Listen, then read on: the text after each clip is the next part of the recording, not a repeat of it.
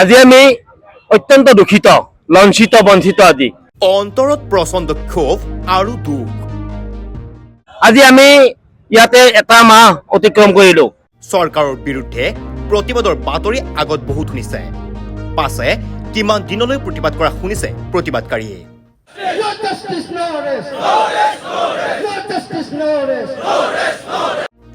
এদিন দুদিন নহয়, এমাহ ধৰি ধৰ্ণাত বহি আছে এইখন অসমৰে পশুপালন ও পশু চিকিৎসা বিভাগৰ অন্তৰ্গত সদৌ অসম কৃত্ৰিম প্ৰজনন কৰ্মীসকল।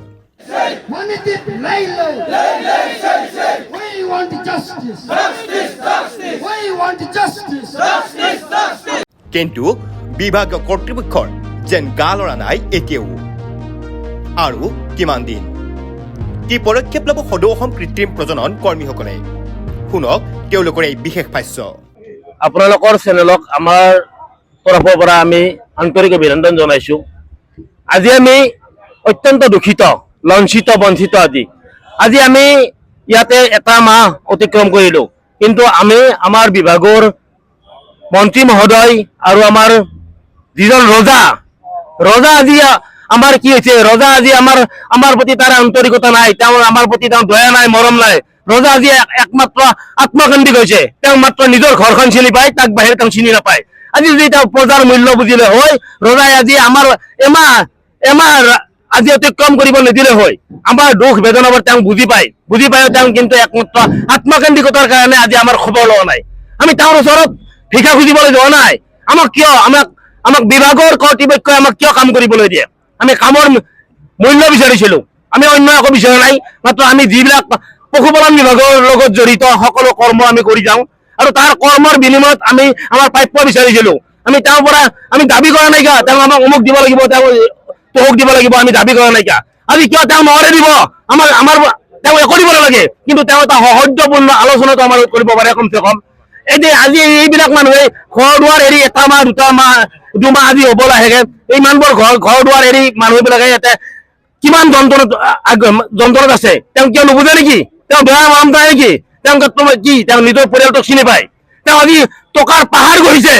তেওঁ নিজৰ সমষ্টি বা নিজৰ তেওঁ ভৱিষ্যত তেওঁ মন্ত্ৰী বাহাল ৰাখিবৰ কাৰণে তেওঁ কি আঁচনি বনাইছে, কিন্তু আমাৰ প্ৰতি তেওঁৰ কি দয়া নাই? আমাক কি আমাৰ মা দেউতা ল'ৰা ছোৱালী নাইকা? আমাৰ পৰিয়াল নাই নেকি? আজি আমি পৰিয়ালটো কেনেকৈ চলিম যদি তেওঁ যদি আমাৰ প্ৰতি এটা সহানুভূতি নিদিয়ে? আৰু নিদিয়ে নাই, তেওঁ আমাক একো দিব নালাগে। তেওঁ মাত্ৰ এটা আমাৰ প্ৰতি সহানুভূতিশীল কথা এটা পাতিব লাগে, আমাৰ এটা আলোচনা কৰিব লাগে। আমি ইমানখিনি মানুহ আজি ইয়াতে ইমান দিনে ৰৈ দেখিলো, কিন্তু আমাৰ প্ৰতি তেওঁৰ কি এটা কথা পাতিবলৈ সময় নাই নেকি? আজি আমি অনুৰোধ জনাইছো, তেওঁ যদি আমাৰ প্ৰতি কিবা দয়া মৰম বা প্ৰজাৰ প্ৰতি মৰম আছে, ৰজা তেওঁ একনায়িত্ববাদীৰ শাসন কৰোঁতা, তেওঁ ৰজা, তেওঁ এক শক্তি সম্ৰাট। ভাৰতবৰ্ষত এনেকুৱা এজন মন্ত্ৰী নাই, এনেকুৱা এজন ৰজা নাই তেওঁৰ দৰে। প্ৰতিখন ৰাজ্যত আপুনি ঘূৰিলে গম পাব, আমাৰ ৰজাৰ দৰে এনেকুৱা ৰজা একদম দ্বিতীয়জন আজিকালি জন্ম পোৱা নাইকা। কিন্তু তেওঁ প্ৰজাৰ মূল্য নুবুজে, তেওঁ কেৱল নিজৰ স্বাৰ্থৰ কাৰণে তেওঁ আগবাঢ়িছে। গতিকে আমি তেওঁক আহ্বান জনাইছো, যদি তেওঁ আজি আমি এই 12টা বজাৰ আগলৈকে 12টা বজাৰ ভিতৰত তেওঁ যদি আমাক কিবা এটা আমাৰ সৌহাৰ্দ্যপূৰ্ণ আলোচনা নকৰে, আমি তেতিয়াহ'লে কি কৰিম জানে? আমি অন্য গানৰ কথা কোৱা নাই, আমি তেওঁৰ ঘৰত গৈ আমি আমাৰ আত্মা জাৰিম। যদি আমি অন্য গান তুলি ল'ব নোৱাৰো, তেতিয়াহ'লে আমি আমাৰ জীৱনৰ আত্মা জাৰিম, আৰু তাৰ সম্পূৰ্ণ দায়িত্ব তেওঁ হ'ব লাগিব। আমি এই আপোনালোকে সাজু আছেনে?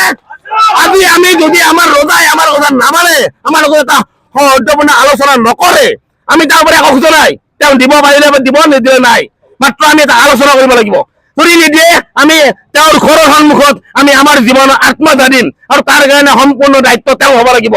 গতিকে মই এই চেনেলৰ যোগেদি তেওঁক আমি আহ্বান জনাইছো, তেওঁ আমাৰ প্ৰতি সহানুভূতিশীল আহক, আমাৰ লগত এটা সৌহাৰ্দ্যপূৰ্ণ আলোচনা কৰক। এইখিনি মোৰ অনুৰোধ।